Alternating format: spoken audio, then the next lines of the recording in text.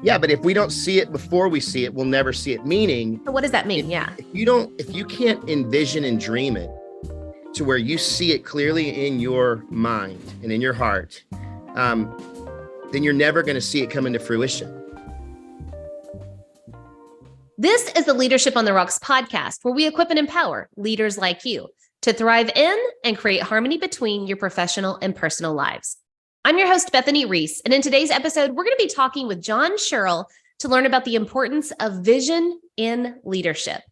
John Sherrill is a pastor, church planter, worship leader, songwriter, communicator, connector, visionary, husband, dad, son, and brother.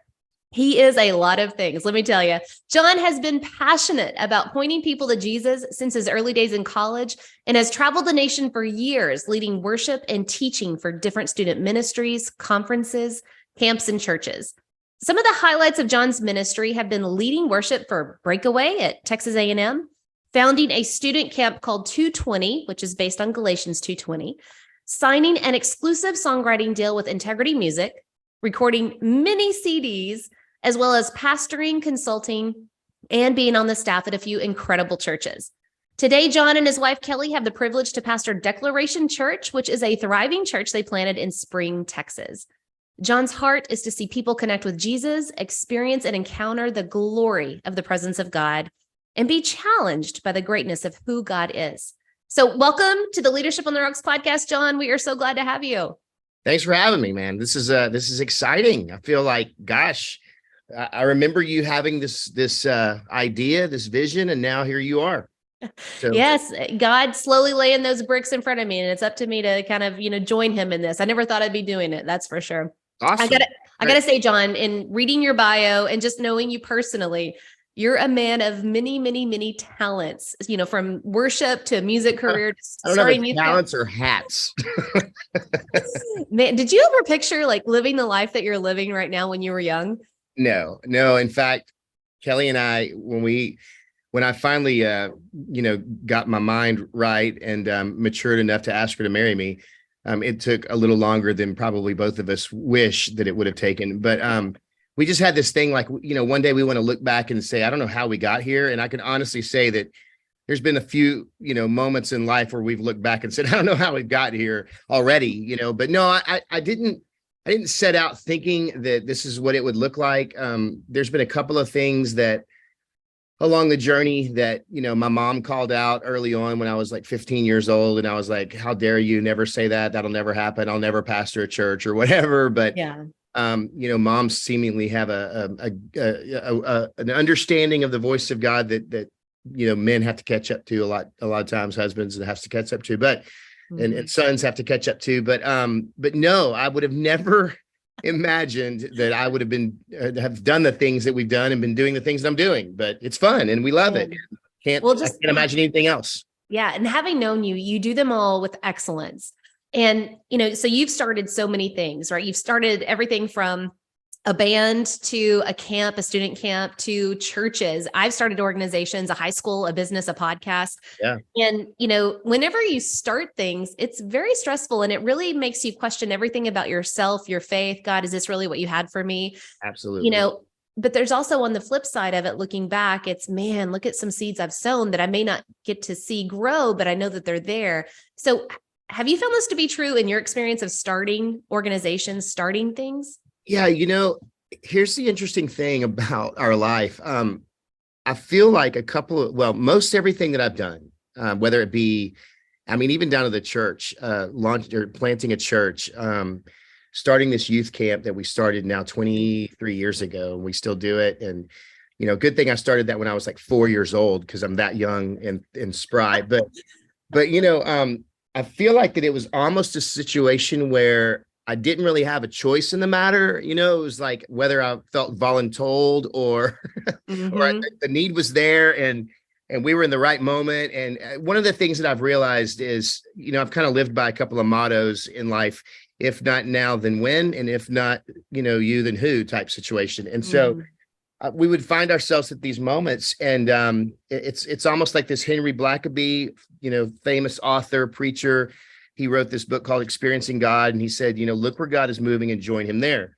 Mm-hmm. And so every situation that we've been a part of, literally, whether it was even the music situation, I was interested in music, and all of a sudden I start to graduate from high school, and my reputation goes before me that, oh, he's interested in music, he'll lead worship. And I didn't lead worship, but there, lo and behold, I find myself voluntold to lead worship. And then that leads to being invited places. And then I look up and I'm traveling, leading worship. And, it's like, there's no accident. God always puts you in the place where he desires you to be. And he surrounds you with the people that is going to equip and prepare. And, whether they volunteer, you to do something, or whether they empower you to do it, that's a good leadership word, empower.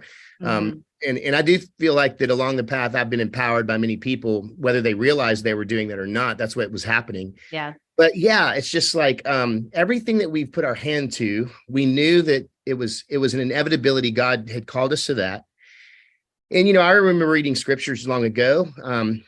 Anyone who puts his hand to the plow and looks back is not fit. And so I've always been one of those, like, I'm going to count the costs.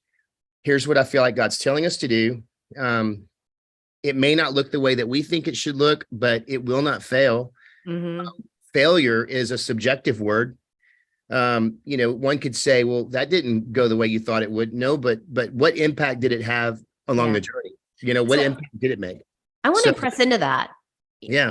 You talked about, if not now, then when, so many things to unpack in everything that you just said, but so much of what you're saying is, I do count the costs, but I don't have to know every single detail. Like, the outcome belongs to God. Exactly. And it may not look the way, like, what I thought it would, but it doesn't really matter. So keep going with that. Keep feeding us in that mode. Yeah. So for me, counting the cost is it's never necessarily like, what is, obviously we may have a vision for what the end result could be, but we don't know what that end result is going to be. It's almost like, how many times have I realized and even encouraged people? It's really, the destination's important. You got to know where you're heading, but it's really more about the journey. It's about, who am I becoming on the path of that purpose, right? And so every single thing that we put our hand to, I knew God had purpose in it. I may not have been able to see completely what that purpose was. Yeah. And even still, like, for example, the youth camp thing, one might say, John, you're 48. What are you doing a youth camp still? Well, you know what? I mean, if I were writing a book, it would be a bestseller, the anatomy of killing an organization, right? Like, I feel like that there's so many things that I've done wrong to do that camp. But at the same time, it's like God continues to breathe on it. When God calls you to something, he equips you for that. He provides for that. He continues to breathe on that. And you have a choice to be faithful to that or not. Yes. And one might be able to look at that and go, yeah, but it didn't ever materialize to look like Student Life or Glorietta, or you never built a facility for that. Or there's so many things that someone could look at and say, well, what's the marker of success here? Yeah. For me, it's not that we built a facility or we built it to sell it and see some sort of ROI. For me, it was, how many students now in 23 years have we seen, and even adults, not just students, but how many people have we seen come through that ministry, and God has taken that week, that snapshot in time, and absolutely radically changed their world. And now these people are in full-time vocational ministry. They're missionaries, they're small group pastors, they're youth pastors. And that list has grown immensely over 23 years. I don't take that as a trophy for us to put on the wall. I take that as a thank you, God, for using us in that way. And so where one person's subjective idea or vision of success might have been, well, you should have built it and sold it, or you should have built a facility and, now it's an income generator. And that's never been the goal here. Right. And so it's like, if not me, then who? That whole thing began because of a youth pastor who had invited me to be a part of his thing for so many years. And then something happened and he couldn't do it one December. It was a winter thing. And he said, hey, would you mind running the play for me? And I was like, well, yeah, can I change it? I think every good leader they look at something and they're like, that's really great. I would do it this way, Yeah.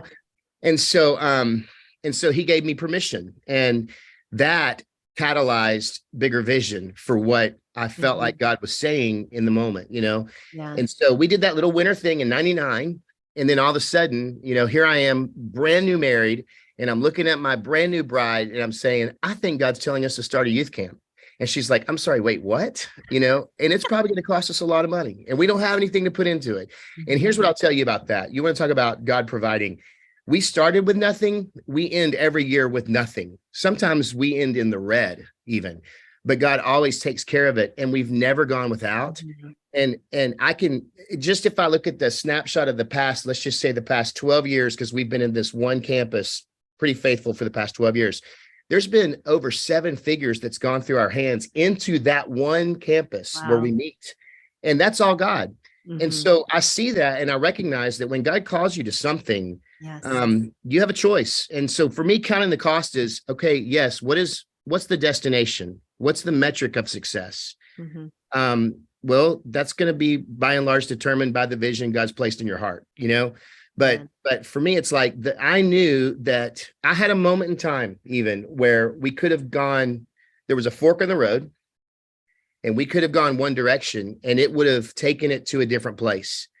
And I just felt like the Lord was telling me, this is not what I've called you to do. And while that might look wildly successful in the eyes of men, it's not, it was not God's metric of success for us. Yes. And so, so that's when I say count the cost,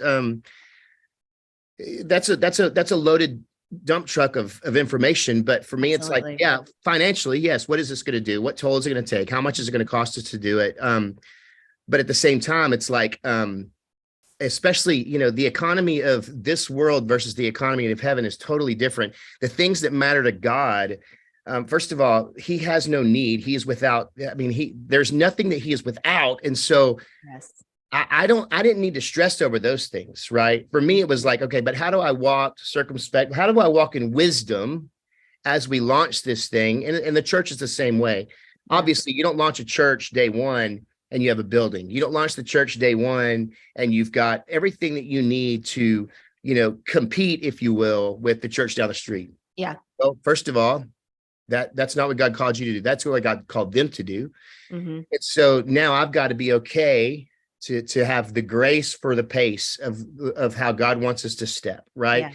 So counting the cost in that scenario, obviously, what is this going to cost us? How much money is it going to cost to? Because look, it all, we can't ignore the fact that these things, like I can't just go to a venue like we meet in an elementary school, and hey, could you give this to us for free? No, that's not going to happen. Right. And so I've got to count the cost in so many ways. But for me, I think that the bigger picture of that has always been, God, what is it that you're telling us to do here? Give us that picture. And we'll start charting the path towards that. But we're going to be okay if, we don't see exactly what we think we need to see exactly when we need to see it, because we don't know. And so it's just like, you never know the things that are going to come along the path that just completely interrupt your regularly scheduled programming of idea, right? This is the way it was supposed to be. Well, no, that's not. Who saw COVID come, right? I mean, and so it's just like counting the cost. It can't be this black and white. This is the way it's going to be when it's going to be, no. For me, it's like, okay, here's what I feel like God is saying. Here's the picture he's giving me in my heart.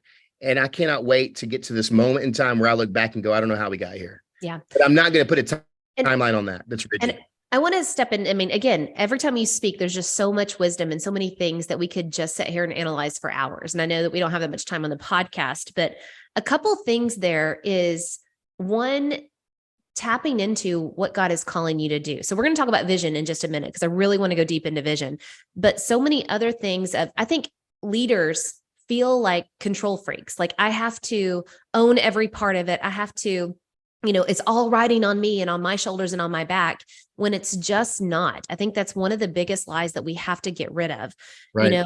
Yes, we need to tap into whatever the vision and the purpose is for the organization or whatever it is that we're leading, even if it's our families, which is the most important organization you will ever lead. But you don't have to own and carry the weight of all of it. And so I think that's really important. I just want our listeners to hear that because you embedded that all the way through there, everything that you were speaking about. But I want to go back and I want to talk about vision because I know you, I just think that whenever you speak, you have such inspiration. Like you make me want to just rally and go, yes, let's go. I just want to get out of Braveheart. the seat and go running. Yes, Braveheart. I feel like you're giving those speeches. So, but it's not surface level. It's not charismatic with nothing behind it. It is so heartfelt and you just feel the stir of the Holy Spirit of God is calling me something bigger and greater than I ever thought possible. And again, Right. a lot of leaders, I want to be careful not to generalize because not every leader, but a lot of us are very calculated. We do count those costs black and white before we step forward. So I've personally heard you say this a million times, and I'm going to say it twice because it's so profound. I want our listeners to hear that. So if you don't see it before you see it, you'll never see it. Yeah. Let me say that again. You got to hear it again, except John, you say it this time because you say it amazing. Say that phrase. Well, if you don't see it before you see it, you'll never see it. And I wish I could take credit for that statement. I can't exactly remember. Gosh, someone even tried to help me one day and I forgot again, whether it was a Disney thing or somebody else. Someone said that's way smarter than. Okay, well, credit to them. But I heard you say it, and it's very impactful. And so, but if we don't see it before we see it, we'll never see it. Meaning, so what does that mean? If you can't envision and dream it to where you see it clearly in your mind and in your heart, then you're never going to see it come into fruition. And so, a lot of the times, and here, let me say this as well. There is what you kind of hit on, leaders being black and white and calculated and all that stuff.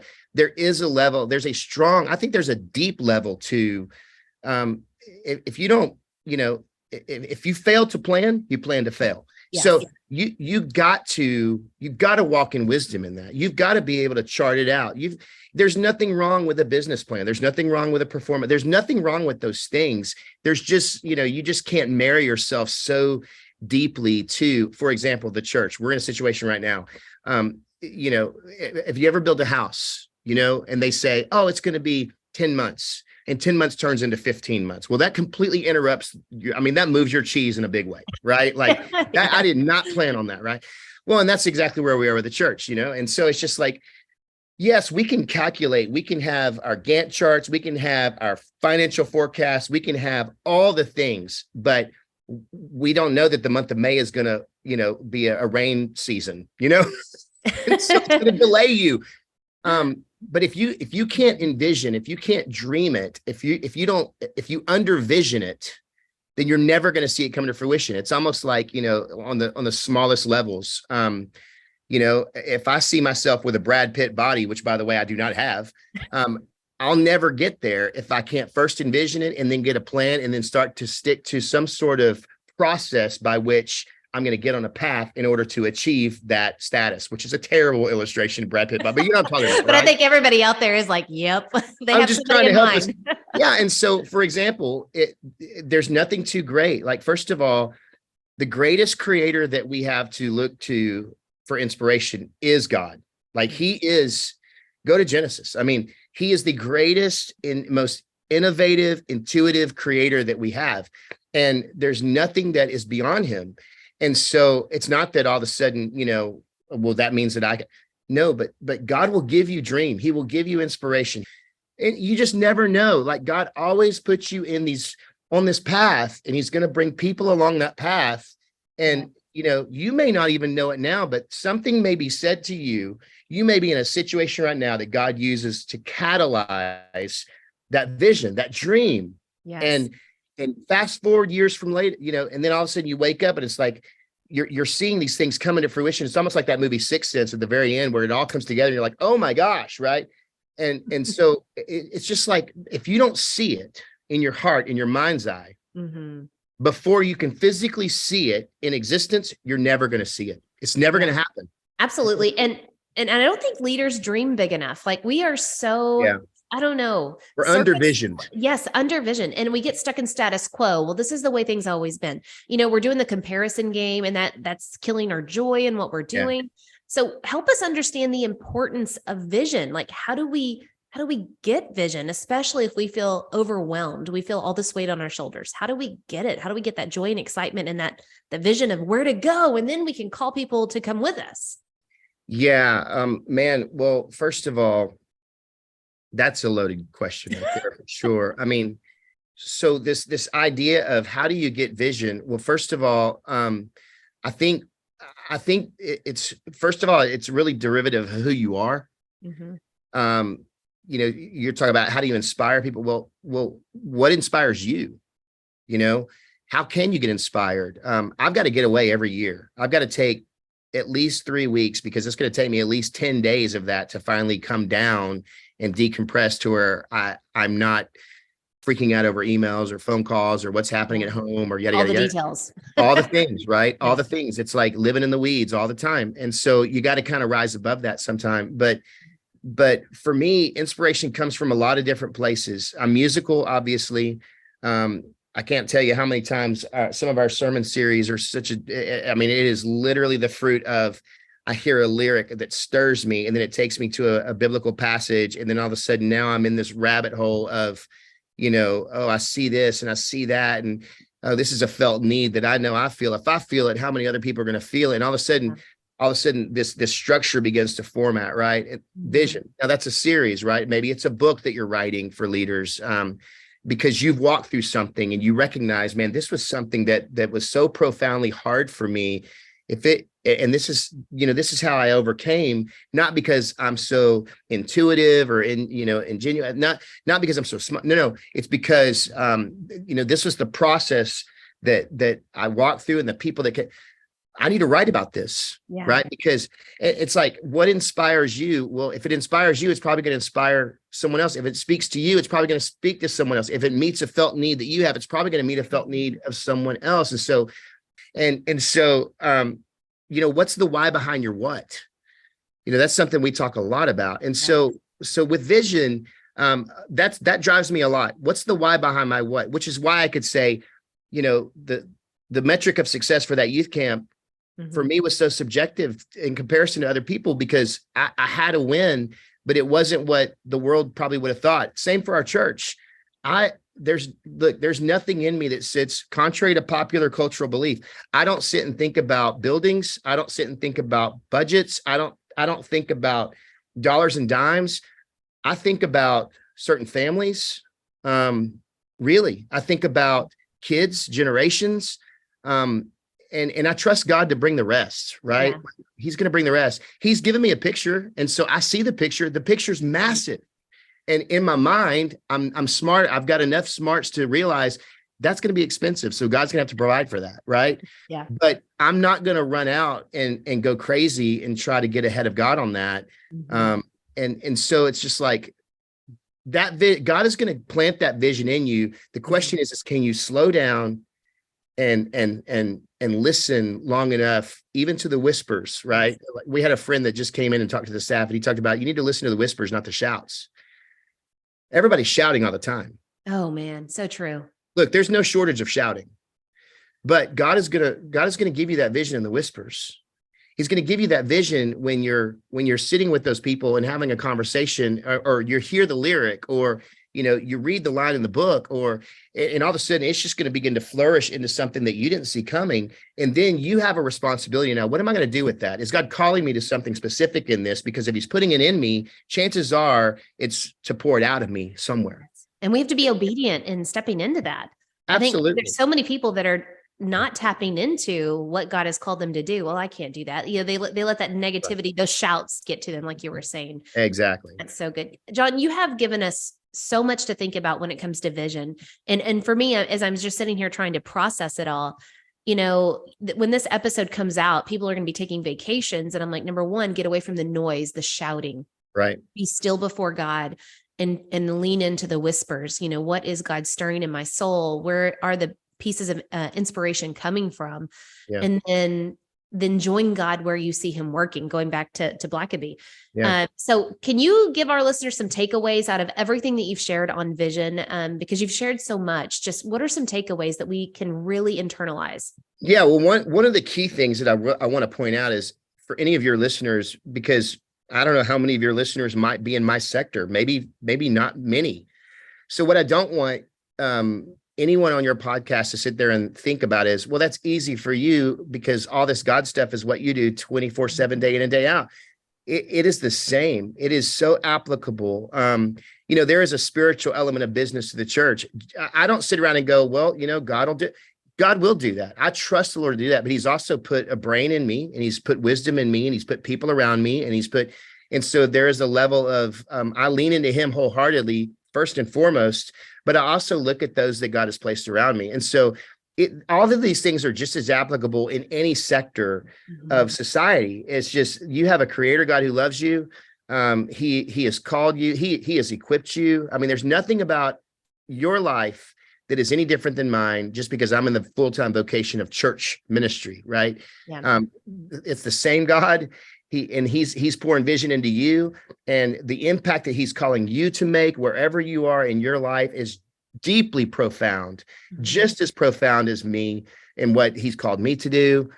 And every one of these principles are applicable. There's a reason why John Maxwell is so translatable in so many different worlds, is because leadership is just leadership, right? It doesn't matter how you are going to apply it, but what does matter is the origin of your application. And, the origin of your application is going to speak to your motivation. And, if the origin of your application is you-centered, it's going to speak to your application. And you know what? You're going to get to the end of that and realize everything that I put my hand to, it might have made a little difference here and there, but will it last for eternity?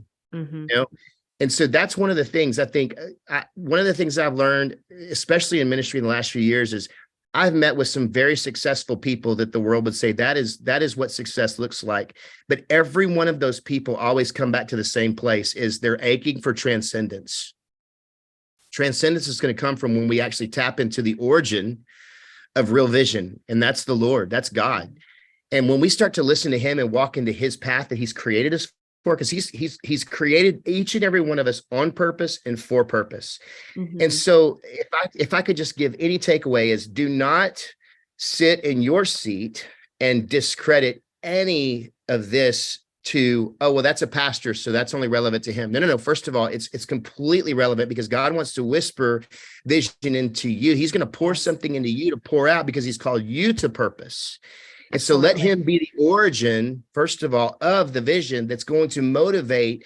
How do you define success? What's the path that he's called you to? Who are the people that he's placed around you? Who are the people that maybe don't need to be around you, that you've placed around you? That's a good one. Oh, hey, they're all good. Yeah, trust me. I mean, look at who's on the bus. Make sure everyone's in the right chair. Don't be afraid to change chairs. People, today, I think, especially in leadership, people just need to be called to lead. Not, no, I'm called to this. Well, that's great, but leaders lead. Yeah. And leaders own. They just own it. The organization is so much more important than the lane. And it's okay. The path is fine. The process is fine. The path and the process lead to the purpose, but we got to be careful not to get impatient, because we have attributed some sort of metric of success or some sort of goal line on a certain time frame. And that's the thing I think that derails more people than not. It's not, oh, I've overshot. And yeah, we do that too. But realistically, I think we can get ourselves so derailed through comparison or through being impatient, rather than just, okay, here's where God's placed me. Here's the people he's put around me. Yes. Here's what I see. I've counted the costs. We're walking well. We're walking wisely. We're not overspending. We're not over exuding. We're okay. Sometimes you have to come back, but. And thinking about vision, one, just to kind of recap, you've got to be still before God. Listen to the whispers, turn down the shouts. The shouts are going to be of the world. It's going to be comparison. It's going to be fear, doubt, things from the enemy. So turn those down and listen to the whispers of God. What is he stirring in your soul? Yeah. And what are you dreaming about? Yeah. And don't undervalue the difference that it can make for one person. That reminds me of the story of the kid walking along the beach, picking up starfish and throwing them in one back at a time. But there's, hundreds of starfish on the beach, and, who's with the kid is like, oh, what are you doing that for? You're not going to make a difference. And he picks up a starfish. Is it, well, it made a difference to that one. Matters to that one. Yeah. We have to go back to our why. It's like a huge onion. Peel back the layers and get to that root of what is your why behind your what. And I've heard you say that a bunch of times as well. Yeah. And we say that a lot on the podcast.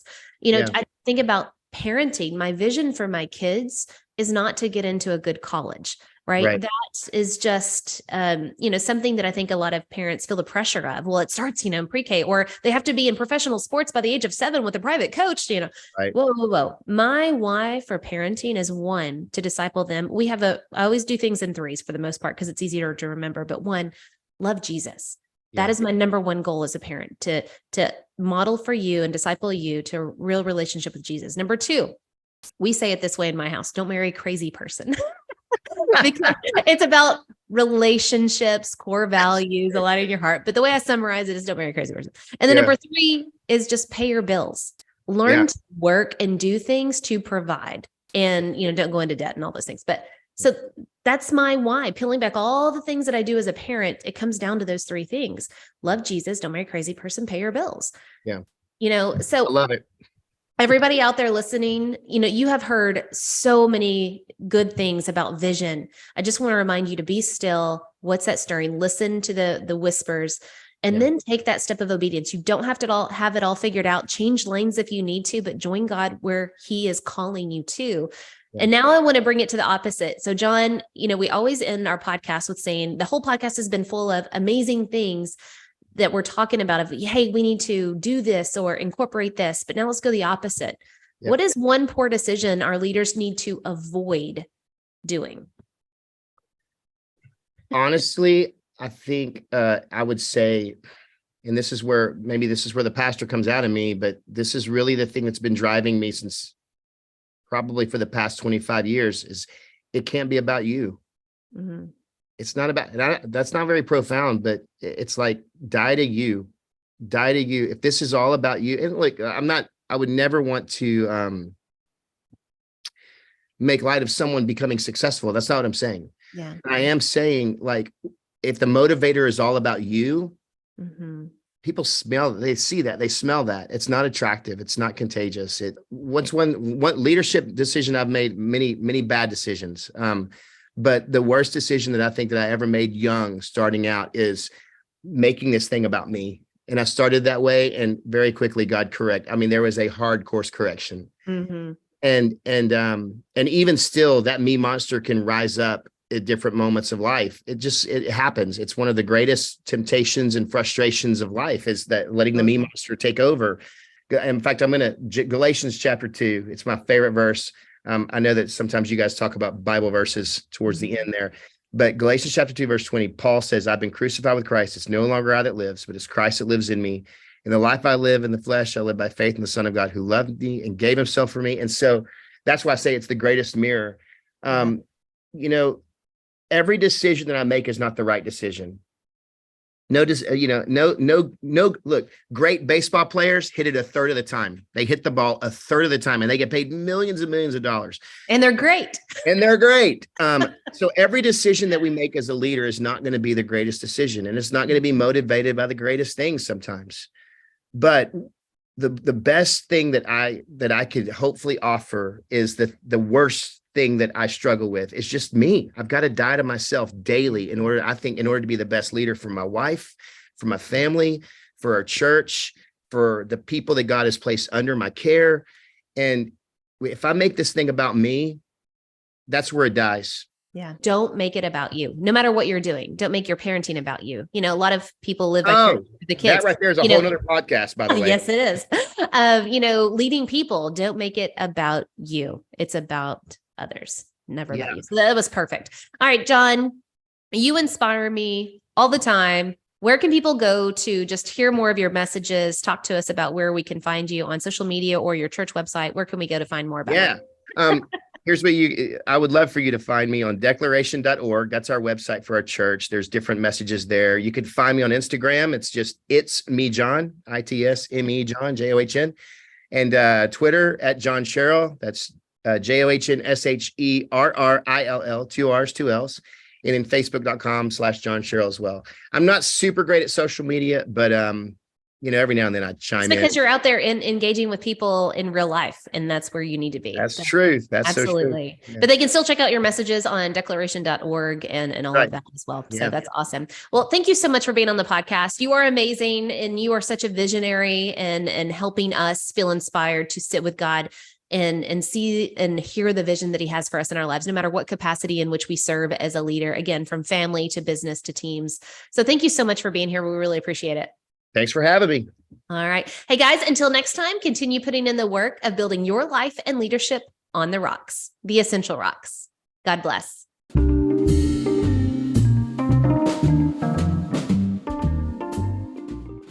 Remember, the most essential rock you can build your life and leadership on is the rock of Jesus Christ. Today's Bible verse comes from Galatians chapter 2, verse 20. I have been crucified with Christ. It is no longer I who live, but Christ who lives in me. And the life I now live in the flesh, I live by faith in the Son of God, who loved me and gave himself for me.